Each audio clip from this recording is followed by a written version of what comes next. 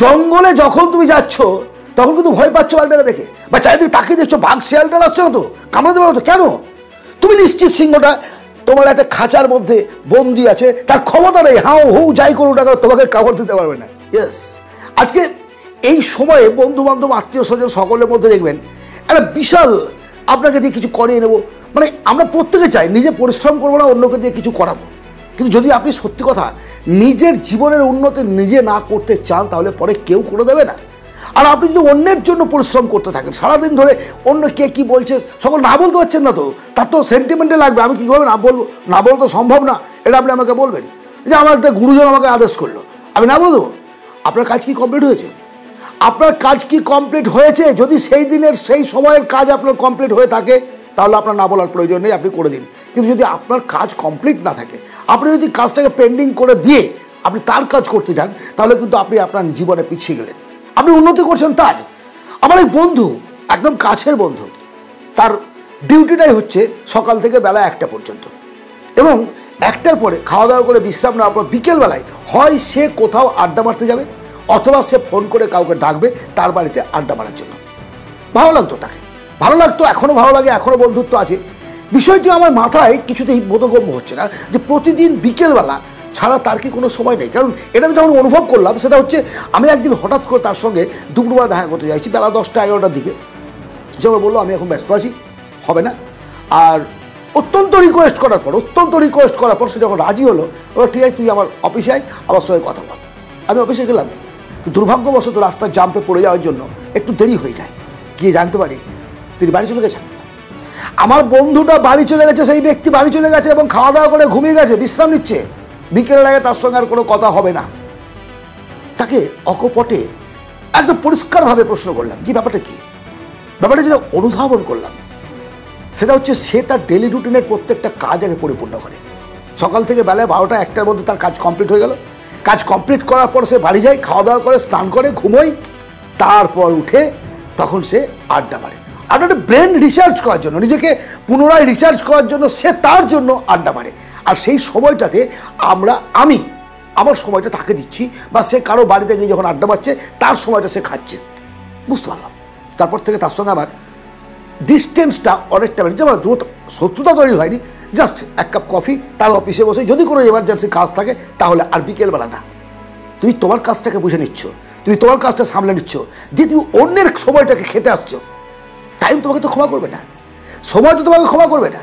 So তোমাকে নিজের কাজটা নিজেকে করতে হবে, নিজের কাজটা নিজেকে করতে হবে, কেউ করে দেবে না।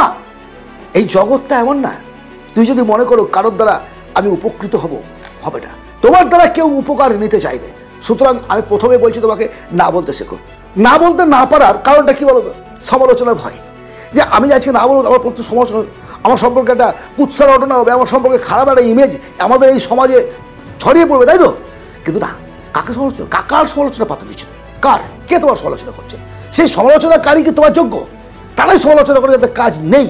হ্যাঁ, সমালোচনায় পাত্তা দেবে তার যে তোমার থেকে সফল ব্যক্তি, ধনী ব্যক্তি বলছি না, তোমার ফিল্ডে তোমার থেকে সফল যে ব্যক্তি, যদি তোমার কোনো কাজের ত্রুটি সে ধরে, যদি তোমার সমালোচনা করে, তাহলে তুমি ভেবে দেখবে মেবি তোমার মধ্যে কোনো ফল্ট থাকতে পারে। এই প্রসঙ্গটা বলি আমি, সূর্য নমস্কার একসময় সচিন তেন্ডুলকর তখন একদম রাউন্ড ফিগারে উঠছে, আপার লেভেলে উঠছে, সবে শুরু করেছে যাত্রায়, কিন্তু ইনক্রিজিং পিরিয়ডে আছে। গাওস্কর তাকে একটা চিঠি লিখেছিলেন, মেসেজ দিয়েছিলেন যে ফ্রেন্ডস বা ডিয়ার ব্রাদার্স, তুই যেটা করছো খুব ভালো করছো, তোমার পারফরমেন্স দুর্দান্ত, কিন্তু এই পারফরমেন্সের নেশা আর মানুষের আবেগকে কাজে লাগিয়ে তুমি তোমার প্র্যাকটিসটাকে বন্ধ করো না। প্রতিদিন নিজের স্কিলটাকে ডেভেলপ করো, প্রতিদিন যতদিন ফিল্ডে থাকবে ততদিন যেন তোমার ব্যাট নতুন কিছু বলে, নতুন কথা বলে। সেই চিঠিটি এখনো তেন্ডুলকরের কাছে আছে। ইয়েস, সে মনে রেখেছে। গাইড, এই ধরনের মানুষেরা যখন তোমার সমালোচনা করবে তুমি সেটাকে মেনে নাও। কিন্তু একটা ছোট লোক যে কিছু বোঝে না, তোমার সম্পর্কে তার কোনো ধারণা নেই, তোমার কাজের সম্পর্কে কোনো ধারণা নেই, তার সম্পর্কে একটা সমালোচনা করে দিল, তুমি ভেবে বললে যে আমার বদনাম হচ্ছে, আমার চারিদিকে আমার বদনাম ছড়িয়ে যাচ্ছে। তুমি রাস্তা দিয়ে যাচ্ছ, পাশে সিংহের খাঁচায় ভরকের মতো সিংহ ভরা আছে, বাঘ ভরা আছে, তুমি ভয় পাবে, ভয় পাবে তুমি। কিন্তু যখন জঙ্গলে তুমি যাচ্ছ, কিন্তু জঙ্গলে সে মুখ তোমার না, অর্থাৎ সে শের, আর এখানে সে কুত্তা। তো তো বেঁধে রাখা কুকুরকে দেখে ভয় পাওয়ার কিছু নেই, সে ভুক ভুক করতে থাকুক, তুমি নিজের কাজ করতে থাকো, নিজের কাজ করতে থাকো। আরেকটা কথা, সম্পূর্ণ সৎ মানুষ, সম্পূর্ণ পবিত্র মানুষ, সম্পূর্ণ সব কিছু মানে নেগেটিভ চিন্তা করবে না, নেগেটিভ চিন্তা করবে না, এই যে কথা, নেগেটিভ চিন্তা করবে না মানে মানুষ নেগেটিভ চিন্তা আসবে না, ভালো চিন্তা সবসময় থাকবে, খারাপ চিন্তা আসবে না। কে বলেছে? মানুষ মানে তার জীবনে খারাপ চিন্তা আসবে। ওই যে জঙ্গলের কথাটা বললাম, তুই যখন জঙ্গল দিয়ে হাঁটছো বা জঙ্গল দিয়ে জঙ্গলটা পার হচ্ছ, গাড়িতে যাও, হেঁটে যাও, দাঁতে যাও, তুমি শুধু রাস্তায় দেখবে নাকি দুই দিক দেখবে যে কোথাও কোনো ভয়ঙ্কর জীবজন্তু সাপ টাপ আসছে কিনা, দেখবে তো তুমি।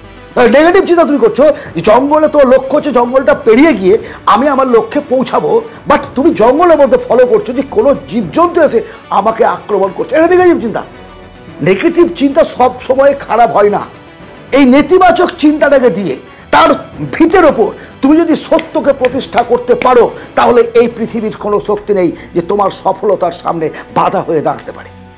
যারা জীবনে সফল হয়েছে, তাদের সমালোচনা হয়েছে, তাদের বিরুদ্ধে অনেক রকম ষড়যন্ত্র হয়েছে, তারা জীবনে অনেক ফেলিওর এসে তাদের ফেলিওর সামনাসামনি হয়েছে, বারবার অনেকবার ফেলিওর হয়েছে, তাদের মধ্যে নেতিবাচক চিন্তা হচ্ছে হয়তো আমি আর পারবো না, বাট না, যতবার তিনি ভেবেছে যে নেগেটিভ চিন্তা যতবার তাদের মধ্যে এসছে যে আর পারবো না, ততবার নতুন উদ্যমে নতুন শক্তি নিয়ে নতুনভাবে ঝাঁপিয়ে পড়েছে কাজের জন্য। সো ফ্রেন্ডস, জীবনটাকে সুন্দর করতে চাইলে নিজের কথা ভাবো, অন্যের কথা না ভেবে, দেখবে একদিন তুমিও প্রতিষ্ঠিত হবে, তোমারও সুনাম হবে, তোমাকে সকলে চিনবে। আজ এই পর্যন্তই। আজকের এই আলোচনা যদি ভালো লাগে অবশ্যই লাইক করবেন, কমেন্ট করবেন, শেয়ার করবেন বন্ধু বান্ধবদের মধ্যে। ভালো থাকবেন, পরবর্তী ভিডিওতে আবার দেখা হবে। ধন্যবাদ।